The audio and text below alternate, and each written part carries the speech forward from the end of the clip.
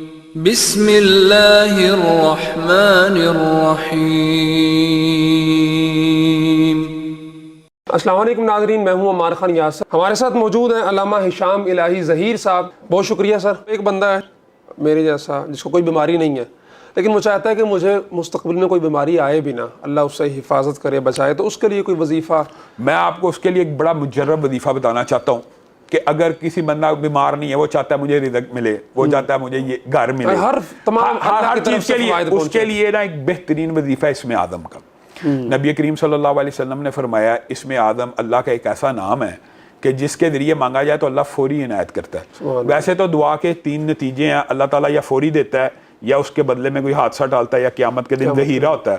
تو انسان یہ قیامت والے دن خواہش کرے گا کہ میری کوئی دعا اللہ قبول ہی نہ کرتا۔ لیکن جو انسان یہ چاہتے ہیں دنیا میں دعا قبول ہو، تو نبی کریم نے کہا اسم اعظم ایک ایسی چیز ہے جو اللہ کو واسطہ ہی ہے جائے اس کے نام کا، تو اللہ تعالیٰ دعا قبول کرتا ہے۔ اور نبی کریم صلی اللہ علیہ وسلم نے بتا بھی دیا اسم اعظم سورۃ بقرہ میں ہے، سورہ آل عمران میں ہے، سورۃ طٰہٰ میں ہے۔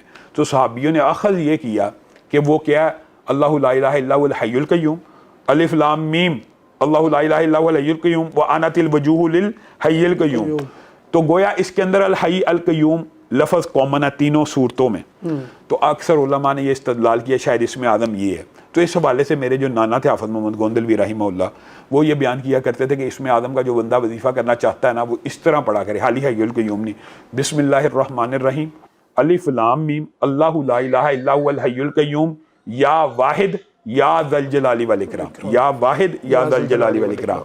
یہ جو بندہ 313 مرتبہ مار بھائی پڑھ کے دعا کرتا ہے نا، تو یہ اسم اعظم کا وسیلہ اللہ کو دے کے دعا کرتا ہے، تو کسی بھی کام کے لیے یہ اگر دعا کرے گا انشاءاللہ قبول ہوگی۔ جی علامہ صاحب بہت شکریہ وقت دینے کے لیے۔ تو یقیناً یہ ایسے وظائف ہیں جو انسان کو عملی زندگی کے اندر بہت زیادہ فائدہ دیتے ہیں، اور سب سے بڑا ان کا فائدہ یہ ہے کہ انسان جعلی پیروں فقیروں کے پاس جا کے اپنا ایمان ڈبونے کا جو اس کا خطرہ ہے وہ اسے ٹل جاتا ہے۔ بہت شکریہ۔